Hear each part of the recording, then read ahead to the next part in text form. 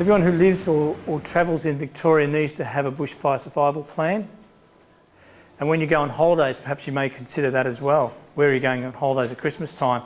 It may be a high bushfire danger area as well, so you need to consider that as well and have an understanding of what to do in that environment.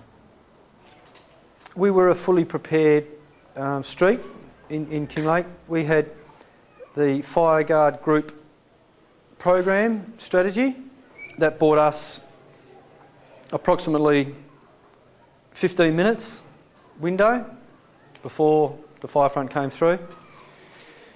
Doesn't sound like a lot, but in that 15 minutes, it made a huge difference. It made a huge difference. We lost a dozen people in our street that day. Over 2,500 people survived. If we didn't have the Fireguard Group program, you could reverse those numbers around the other way. How many people work away from home and have children that come home by themselves in the afternoon, but you may not necessarily come home till a little while later? These are things that you need to have a plan around. These are things that you think, gee, you know, fires are not that convenient. They don't always happen on a Saturday. They don't always happen on a Sunday. They can, unfortunately, happen during the week as well. So we need to have plans in place for that as well. If there are things that you don't want lost and your plan is to leave, that you have those things separated and you say, okay, these are the things that are going in my car because I know I need them, and if I lose the house, well, I know I've saved the most treasured things that I've got. The number one best plan, the number one best strategy to surviving a fire is to not be there, is to go, and it's to go early. But, you know, some people can't do that. I urge everybody to get a Fireguard Group program which is supplied to you by your local CFA in your street, in your, you know, you can have a couple of streets in your little neighbourhood.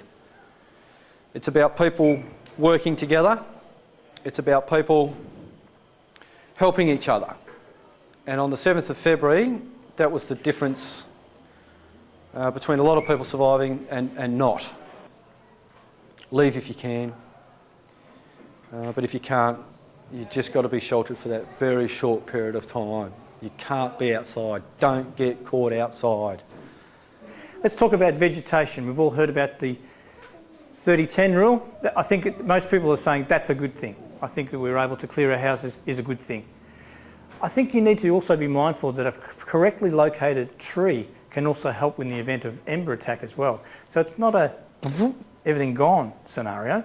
You should actually consider it in your plan as what vegetation needs to be set up amongst my house. If you have well-sited trees, well then you may in effect help with ember attack.